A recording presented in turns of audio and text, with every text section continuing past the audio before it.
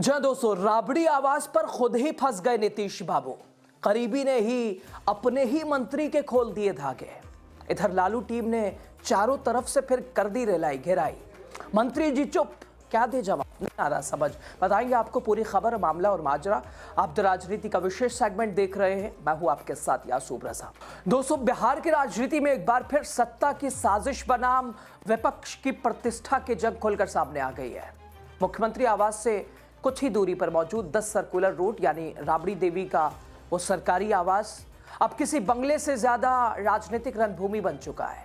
तहखाने की कहानी, रातों के अंधेरे में सामान ले जाने ले आने का आरोप, गाड़ियों का आना जाना, नीतीश के करीबी और जेडीयू के मुख्य प्रवक्ता ने अब एक ऐसा पत्र और अपने ही पार्टी के मंत्री के विभाग में भेजा है जिससे बिहार की राजनीति में भूचाल है। दोस्तों, सवाल सिर्फ एक बंगले का नहीं, सवाल क्या नीतीश सरकार राजनीतिक बदले की भावना से सत्ता का दुरुपयोग कर रही है, और कैसे ही एक जेडीयू के ही नेता ने अपने ही पार्टी के मंत्री को लिख दिए इतने सवाल, भेज दिए इतने सवाल कि जवाब मिलना बड़ा मुश्किल है। बताएंगे आपको दोस्तों, लास्ट तक बने रहिए।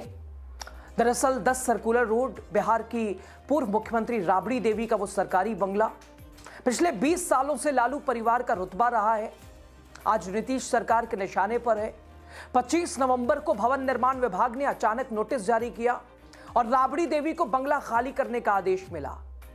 और नया पता 39 होर्डिंग रोड, कभी बिहार की सत्ता का केंद्र रहा यह बंगला करीब 1 महीने बाद, यानी जब पिकअप वैन से सामान बाहर निकलता दिखा, तभी से नीतीश सरकार के मंत्री, प्रवक्ता, अफसर, शक, सवाल और साजिशों की भाषा बोलने लगे। हालांकि राबड़ी देवी, लालू प्रसाद यादव, खुद तेजस्वी यादव तीनों फिलहाल पटना में नहीं है। पिछले दिनों आधी रात को कुछ गाड़ियों से फूलों के गमलों को राबड़ी आवास से बाहर ले जाते हुए देखा गया। उसके बाद से सियासी बवंडर बना हुआ है। सत्ताधारी पार्टी जेडीयू की ओर से सवाल उठाए जा रहे कि जब घर के मालिक ही नहीं है तो आधी रात को घर कौन खाली कर रहा है। अब तो भवन निर्माण विभाग से ही जेडीयू के मुख्य प्रवक्ता नीरज कुमार ने सवाल पूछ दिया है, एक दो नहीं अनेक सवाल, और जिसके मंत्री विजय कुमार चौधरी हैं जो कि नीतीश के बेहद खास हैं। बताया जाता है कि विजय चौधरी मुख्यमंत्री नीतीश कुमार के बेहद भरोसेमंद हैं और भवन विभाग के मंत्री विभाग वही संभाल रहे हैं। और नीतीश के ही एक नेता ने, एक प्रवक्ता ने अपने ही मंत्री को पत्र लिखकर इतने सवाल पूछ दिए कि जिसका जवाब दोस्तों मुश्किल है। दोस्तों, दरअसल जेडीयू प्रवक्ता नीरज कुमार ने भवन निर्माण विभाग को एक चिट्ठी लिखी है और ऐसे सवाल उठाए हैं जो किसी जांच से ज्यादा राजनीतिक बदनामी की एक तरह से कोशिश लगते हैं। पत्र में पूछा गया, रात के अंधेरे में सामान क्यों ले जाया गया? लालू राबड़ी की गैर मौजूदगी में गाड़ियों को प्रवेश किसने दिया?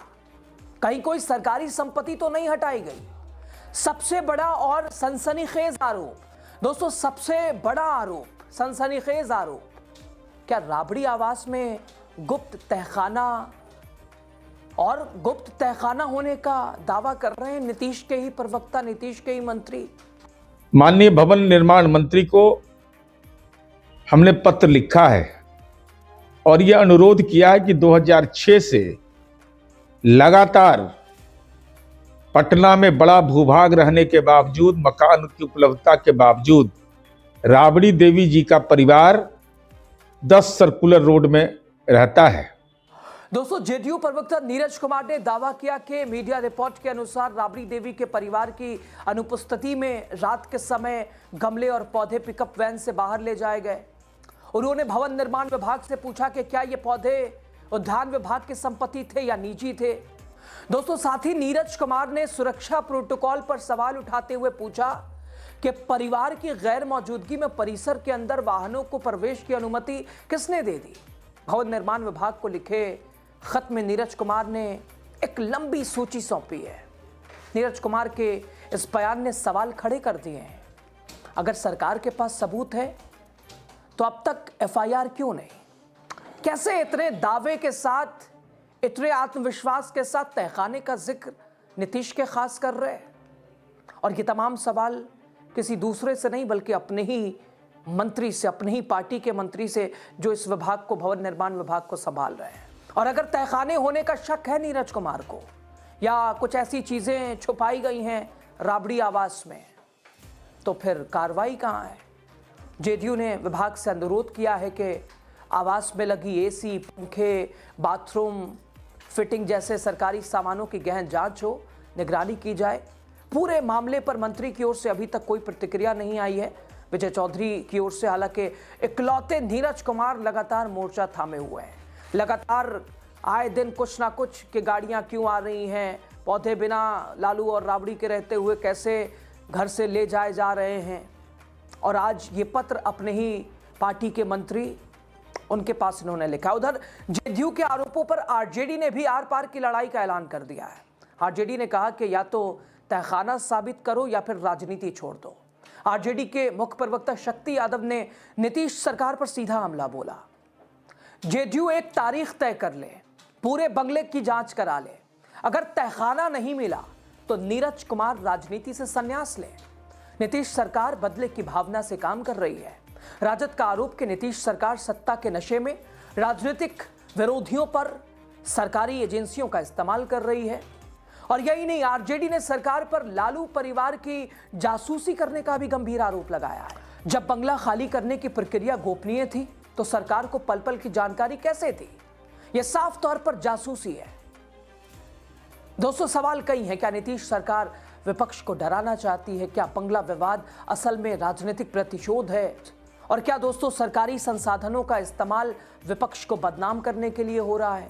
और सबसे अहम सवाल, क्या नीतीश कुमार की सरकार, अब प्रशासन और शासन इन्हें राजनीतिक बदले की मशीन बन चुका है? इन्हीं तमाम चीज़ों की नीतीश कुमार अक्सर सुशासन की बात करते हैं, लेकिन यह पूरा मामला सुशासन से ज़्यादा सत्ता के दमन की कहानी बता रहा है।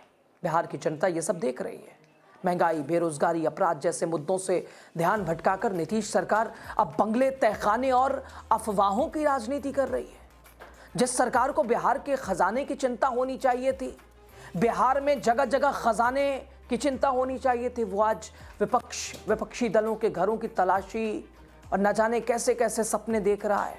और तो और नीरज कुमार की ये तमाम सवाल अपने ही पार्टी के मंत्री के सामने कि ये कैसे हुआ, वो कैसे हुआ, बिना उनकी मौजूदगी में गाड़ियां कैसे आईं, कैसे सामान बाहर गया, किसके अनुमति से, क्या है, इसकी जांच हो, उसकी जांच हो। यानी कई तरह के सवाल अपने ही मंत्री के खाते में, अपने मंत्री के हिस्से में नीरज कुमार देते नजर आ रहे हैं। और इधर लगातार मृत्युंजय तिवारी भी आर पार की लड़ाई में, इस सत्ता पक्ष का खेल, नीतीश कुमार प्रतिशोध की कहानी बता रहे हैं, लालू परिवार के सम्मान को ठेस पहुंचाना बता रहे हैं।